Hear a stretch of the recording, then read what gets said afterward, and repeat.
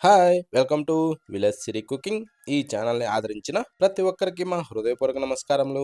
ఇవాళ చాలా అంటే చాలా మంచి రెసిపీతో మీ ముందుకొచ్చాను. చాలా బాగుందండి. ఒక్కసారి ఈ విధంగా బెండకాయతోని జిగురు లేకుండా ఇలా ఫ్రై చేయండి. ఈ విధంగా ఫ్రై చేస్తే టేస్ట్ సూపర్ అండి. వేడి వేడి అన్నంలోకి వేరే కూరతో పని లేకుండా ఓన్లీ ఈ ఫ్రైతోనే కలుపుకొని కడుపు నిండా తినేయొచ్చండి. అంటే ఇది బెండకాయ ఫ్రై కారం.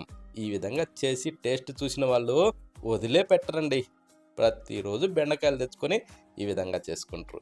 చూడండి, నేనైతే దీని గురించి ఒక అరకిలో బెండకాయలు తీసుకున్నా అండి. అంటే మంచి లేత కాయలు. ఓకేనా? ఈ కాయలను మనం శుభ్రంగా కడిగి ఆ తర్వాత కట్ చేసుకోవాలండి. ఓకేనా? కడిగిన తర్వాత మాత్రమే కట్ చేయాల. కడక్క ముందు మాత్రం కట్ చేయకూడదండి. ఎందుకంటే కొంతమందికి తెలియక కట్ చేసిన తర్వాత కడుక్కుందాంలే అన్నట్టుగా ఆ ఆలోచనలో ఉంటారండి. అంటే వంకాయలు ఇలాంటి వాటిని చూసేసి ఆ టైప్‌లో ఉంటారండి. కాకపోతే ఏందంటే ఈ బెండకాయలని మాత్రము ఈ ఒక్క వస్తువుని మాత్రం ఆ టైప్‌లో చేయకూడదండి. ఓకేనా? ఎందుకంటే ఈ వీటిలో కంచి కాస్త జోమ్ టైప్‌లో బయటకొస్తుంది కాబట్టి మనం కట్ చేసిన తర్వాత నీటిలో ఏసామంటే ఆ జోమ్‌గా జిగటగా అవి పట్టుకోవటానికి గూడా కొంచెం ఇబ్బందిగా ఉంటుంది. ఆ టైప్ వస్తుంది కాబట్టి ముందుగా శుభ్రంగా కడిగి ఆ తర్వాత కట్ చేసుకొని, కట్ చేసేటప్పుడు పురుగులు ఇలాంటి ఏది లేకుండా గానీ ఖచ్చితంగా చూసుకోవాలండి. ఎందుకంటే బెండకాయలో ఎక్కువ శాతం అక్కడక్కడ పురుగు కంపల్సరీ ఉంటుంటాయి.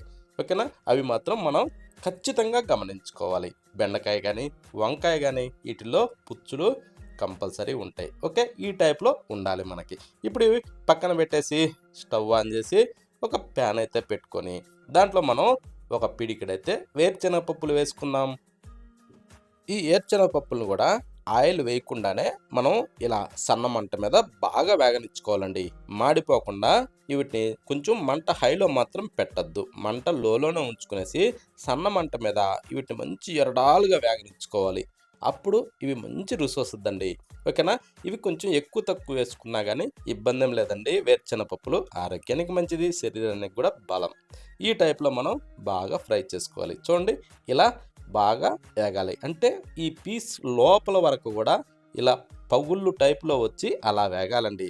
అప్పుడు సూపర్ టేస్టీగా ఉంటుంది. ఇప్పుడు స్టవ్ ఆఫ్ చేసేసి చల్లారనిచ్చి ఒక మిక్సీ జారీ తీసుకొని మిక్సీ జారీలో వేసేసుకుందాం. ఎప్పుడైనా సరే చల్లార్చిన తర్వాత మాత్రమే మిక్సీ జారీలో వేసుకుంటే మిక్సీ జారీ గూడా ఎక్కువ రోజులు వస్తుంది. ఓకే. ఇప్పుడు దాంట్లో ధనియాల పొడి, కారము ఇవి వేసుకుందాం. వేసిన తర్వాత చిటికెడు పసుపు కూడా వేసుకునేసి ఒక టేబుల్ స్పూను సాల్ట్ వేద్దాం. వేసాక వెల్లుల్లి రెమ్మలు ఒక గడ్డ వేసుకునేసి ఇప్పుడు దీన్ని మెత్తగా మనం పొడిగొట్టుకుందాం. ఓకేనా? ఆ కారం కూడా స్పైసీ మనకి ఎంత అవసరమో దాన్ని బట్టే వేసుకోవాలి. నేను 2 టేబుల్ స్పూన్లు వేసా. ఓకేనా? ఇప్పుడు దీన్ని పక్కన పెట్టేసి ఈ పొడిని ఇప్పుడు స్టవ్ మీద మరొక ప్యాన్ అయితే పెట్టుకొని దీంట్లో ఒక 2, 3 గంటలు ఆయిల్ వేసుకోవాలి. ఓకే. నేనైతే 3 టేబుల్ స్పూన్లు ఆయిల్ వేసా. అంటే చిన్న గంటెతోని. వేసిన తర్వాత ఇప్పుడు కాస్త వేడెక్కనిచ్చి లైట్‌గా అప్పుడు ఈ బెండకాయ ముక్కలన్నింటినీ దాంట్లో వేసేసుకోవాలి. ఈ ఆయిల్ గూడా వేసేటప్పుడు రకానికొక ఆయిల్ కొంతమంది వాడుతూ ఉంటారు గాబట్టి, అంటే మనం వాడే ఆయిల్‌ని బట్టి ఎక్కువ, తక్కువ వేసుకోవచ్చండి. ఓకేనా? చాలామంది కొలతలు చెప్పండి అది ఇది అని అంటారు. కాదండి, మనం యూజ్ చేసే ఆయిల్‌ని బట్టి. కొంచెం ఎక్కువ రేటు ఆయిల్ అయిందనుకో, కొంచెం తక్కువ వేసుకుంటే సరిపోద్దండి. కొంచెం తక్కువ రేటుదైతేనేమో కొంచెం ఎక్కువ వేసుకోబడతది. అదేనండి అందులో ఉండే సీక్రెట్. ఓకేనా? ఇప్పుడు ఈ టైప్‌లో మనం జోము పొయ్యేంత వరకు బాగా ఈటిని ఫ్రై చేసుకోవాలి.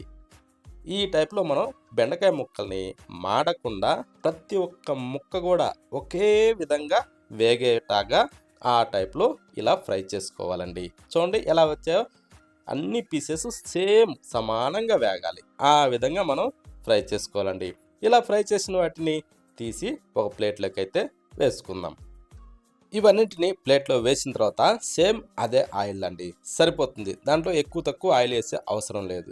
ఓకేనా? ఇప్పుడు దాంట్లో ఒక పిడికెడు కరివేపాకు ఏసుకుందామండి. అది మంచి స్మెల్ వచ్చే కరివేపాకు.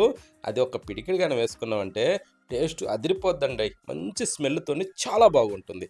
ఇప్పుడు దీంట్లో ఇందాక గ్రైండ్ చేసిన పొడిని వేసుకుందాం. వేసుకునేసి దీన్ని ఇలా సన్న మంట మీదనే బాగా మిక్స్ చేస్తూ ఈ పొడిని కాస్త వేగనిచ్చుకోవాలండి. అప్పుడేమవుద్దంటే టేస్ట్ చాలా బాగుంటుంది. ఇందులో ఉన్న ఆ స్పైసీ కొంచెం లైట్‌గా ఇరిగి రుచి అద్భుతంగా ఉంటుందండి. చూడండి ఈ టైప్‌లో మనం పొడిని ఫ్రై చేసుకోవాలి. ఇలా ఫ్రై అయిన తర్వాత ఇప్పుడు దీంట్లో మనం ఇందాక ఫ్రై చేసిన ఈ బెండకాయ పీసెస్‌ని ఇందులో వేసుకోవాలి.